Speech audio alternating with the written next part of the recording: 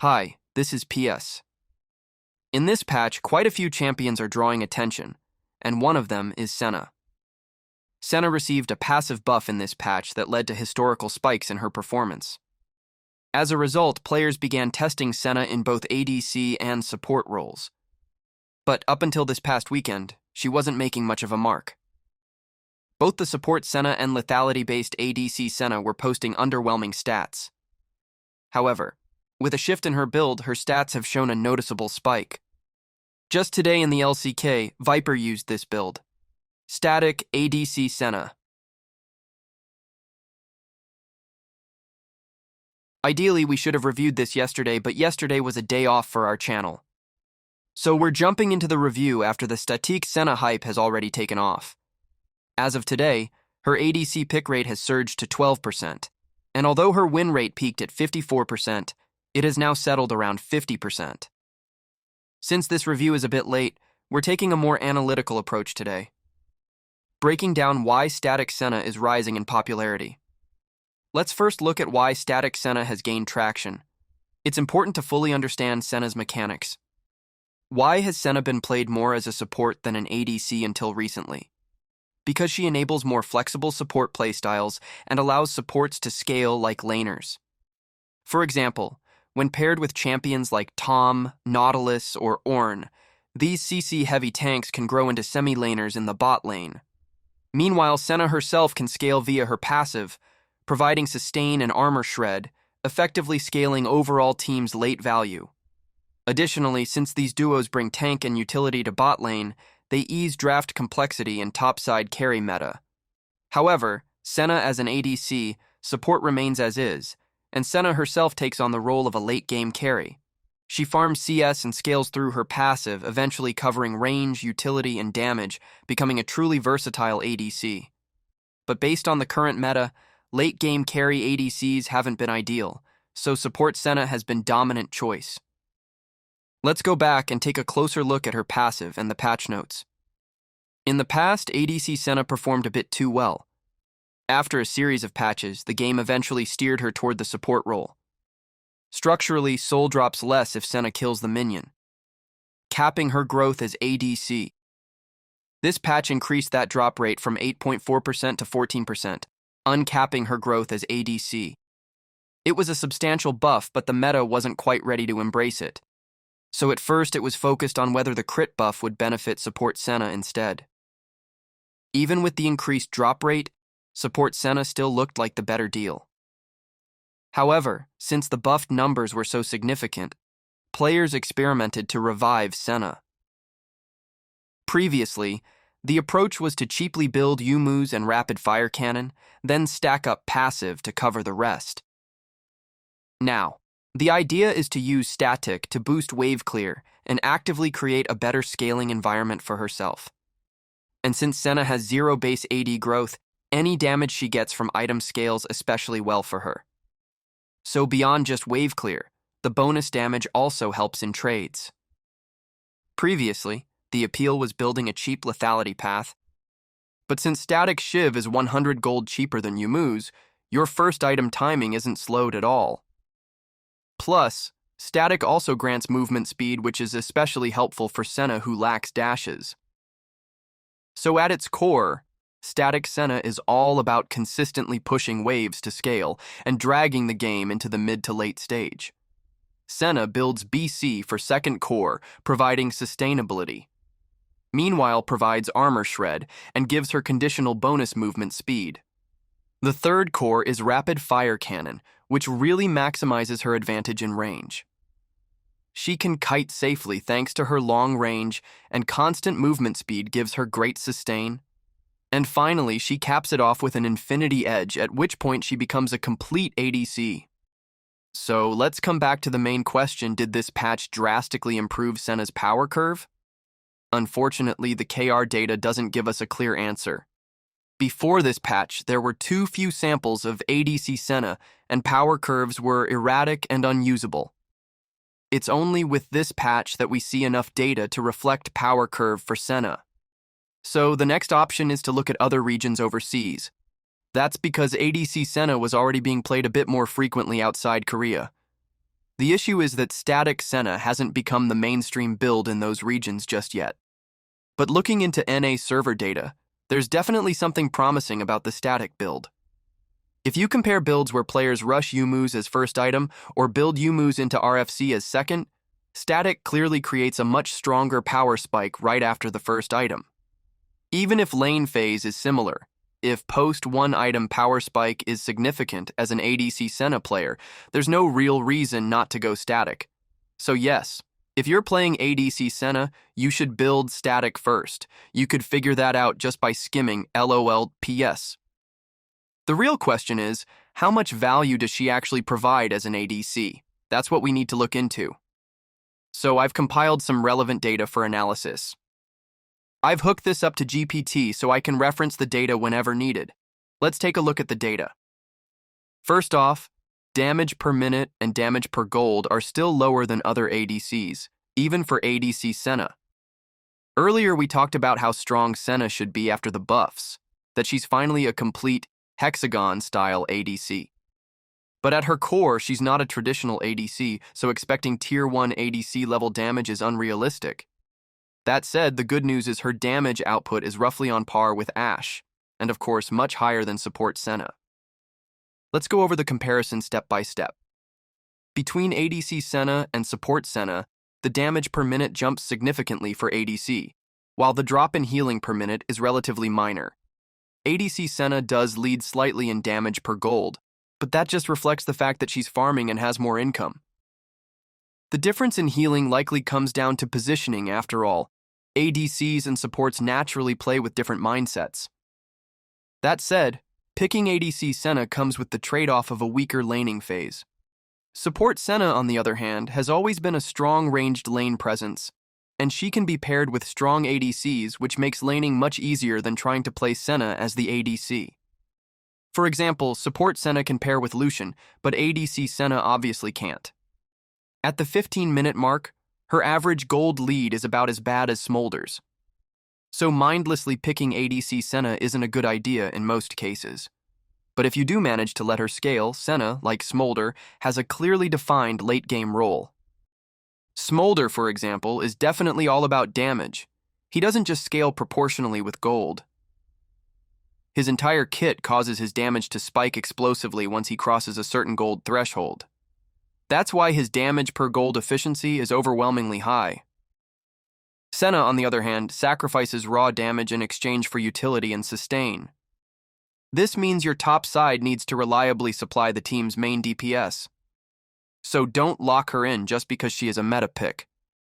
And this helps explain why Lucian is currently such a dominant Tier 1 ADC.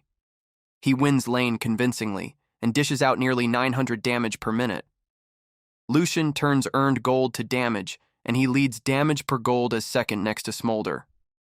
So originally, I was planning to do a patch preview video today, but since I'm covering Statikk Senna now and reviewing Genji vs Hanwha tomorrow, the schedule's getting pushed back quite a bit. If I were to selectively bring some of the patch info, Lucian's E cooldown is being nerfed by 2 seconds at rank 1. Basically, a large portion of his previous buffs is getting rolled back. Smolder is also getting nerfed specifically in his base health regen and base armor. Both champions were statistical outliers, so nerfs are on the way in the next patch. From ADC Senna's perspective, it might feel unfair to be compared to them. Compared to Jinx or Ashe, Senna clearly has some advantages. Against Misfortune or Tristana, her role varies more depending on the comp. In solo queue, many ADCs rush Runans as a second item feels underwhelming on average. They need that Infinity Edge spike before true power really shows. But it's not like you're dominating lane and rushing items ahead of curve either. With all these data points, you should have a good sense of things by now. And seeing the actual numbers, don't you think that 14% pick rate might be a bit overblown? Can Senna really be picked into anything? It feels like the trend is getting out of hand. But if your top side has strong bruisers and solid DPS, then Statikk Senna can absolutely be a great pick. For runes, fleet footwork is generally the best choice. Since her laning phase is weak, this helps compensate for that. You can use Q auto slows to trade in short bursts while making use of her sustain, Mana is a frequent issue, so presence of mind is essential, and approach velocity is also a must. Biscuit delivery has been nerfed to a more balanced state, so opting for magical footwear instead, for free boots and extra gold efficiency is generally better. If the enemy has strong engage, then biscuits are still worth considering. Now let's jump in-game and see how Statikk Senna performs in action. Senna doesn't naturally have strong wave clear, so she needs to focus more on stacking souls to scale her stats over time. She starts the lane by auto-queuing Alistar to get a stack, then tags Xayah with an auto before getting knocked back by Alistar's W. Since her passive is still active, she uses Q again for another soul stack and trades back. She then positions safely in the backline. When Nautilus lands a hook, she follows up with Q auto for another stack. At level 2, when Alistar flashes in, she turns on Xayah and gets yet another stack. As you can see, she maintains her laning pattern, while constantly looking for chances to maximize soul stacking. Whenever there's an opportunity, she actively looks to get more stacks. Nautilus lands another hook. Senna dodges Alistar's W and secures a kill. At its core, stacking means short trade, and the idea is to gradually create a lead through superior sustain and spacing. That's what eventually creates golden opportunities like this.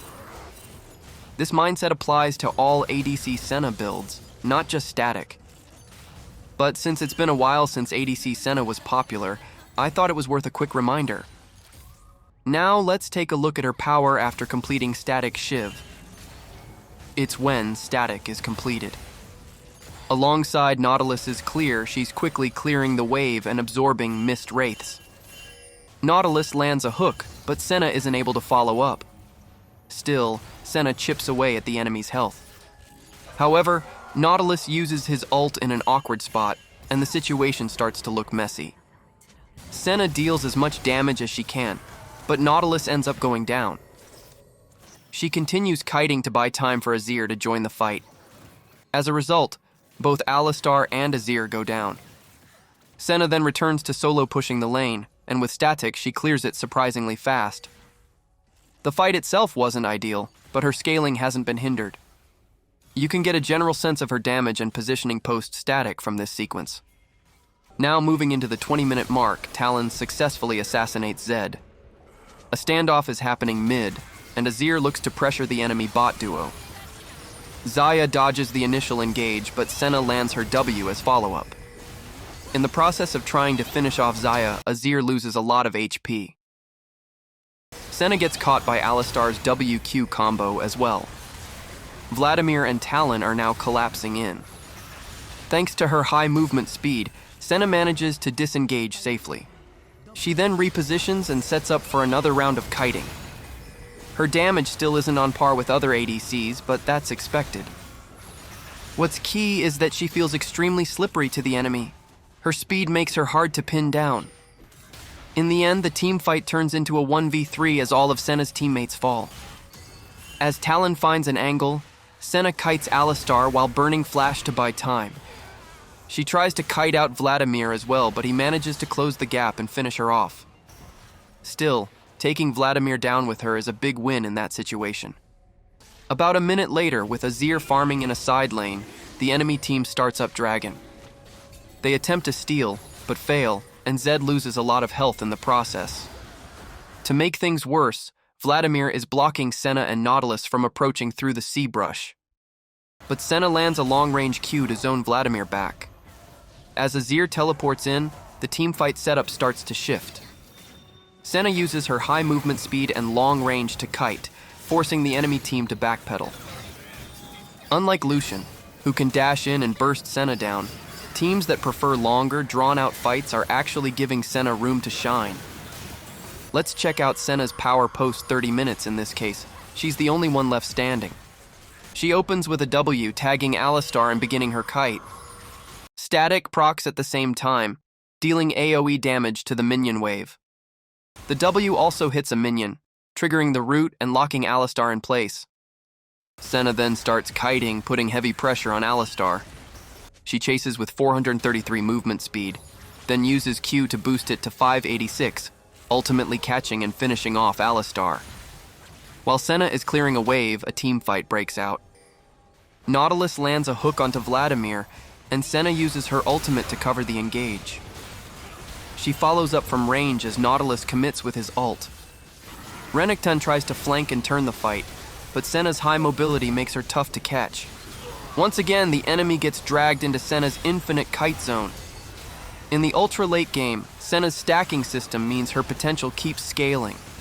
However, the average stat lines we looked at earlier don't reflect this peak, since most games end before she gets there.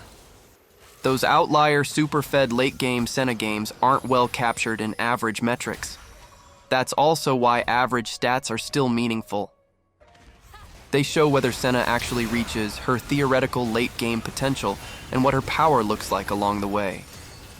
To avoid those weaknesses, you need to maximize high movement speed and enhanced wave clear.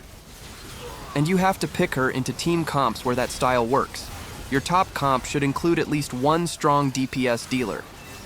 Senna typically opts for boots of swiftness. With Statikk Shiv, her movement speed becomes insane, which means you need to know how to capitalize on turn-based fights. Of course, Yumu's Ghostblade also gives movement speed, so this isn't exclusive to Statikk. Ultimately, it's not that her teamfight metrics drastically change, but her scaling metrics definitely improve. Which circles us back to this: her fast wave clear is key, and utilizing it. Looking at the data, ADC Senna has always had this level of potential performance. But the recent buff news and the rise of first item Statikk have brought her back into the spotlight. And it seems like Korean players in particular have really figured out how to use her well. After dying in a big bot lane fight, Senna is now respawned and heading mid. At around 33 seconds, she begins hitting minions, activating the Statikk effect. She clears the wave much faster than classic builds ever could. Meanwhile, Taliyah teleports in from behind and Viego follows up. Rel engages from the front and locks down Twisted Fate. If she were using the traditional Yumu's build, she would have had to abandon the wave. But with Statikk, she clears the wave and joins the fight, minimizing gold loss and maximizing impact. In recent LCK reviews, I've been emphasizing wave management and turn timing constantly. From that perspective, this new ADC Senna build is evolving in a way that fits pro preferences well. Senna definitely doesn't have strong innate wave clear compared to other ADCs, but once she gets Statikk Shiv, her wave clear becomes competitive. As we've seen, she can now clear waves quickly, which even creates dive opportunities in this case. Zed cancels his recall to dive Misfortune. Whether or not the blue team is ahead, what matters is that Senna can make opportunities. The red team pushes numbers around Dragon and successfully picks off Nasus. Senna then returns to lane, quickly pushes the wave, and takes down the mid-outer turret. When the red team moves to take the dragon as well, the blue team decides to contest and fight breaks out. Senna uses her ult to finish off Xerath, but Lilia goes down during the scuffle. The team fight starts to drag on.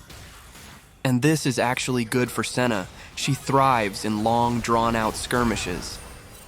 Once again, her speed proves invaluable. She dodges Naafiri's attempt and kites smoothly.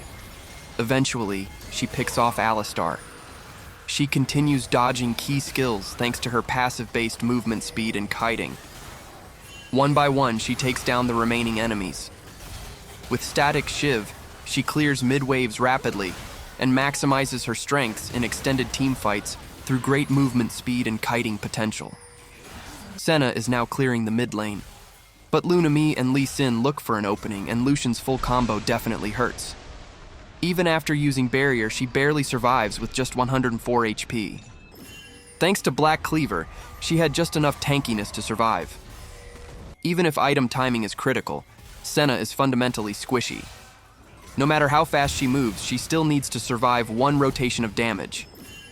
Even if her damage dips a bit, Black Cleaver as a second core item is basically non-negotiable. Later, Sion dives under the tier 2 turret, but Senna handles it well and turns it around, turning the fight in their favor. With Black Cleaver, Senna even holds her own against tanky targets. Senna has such a unique niche among ADCs that you can't really judge her with a one-dimensional strong or weak mindset. What's clear is her sustain is a definitive strength.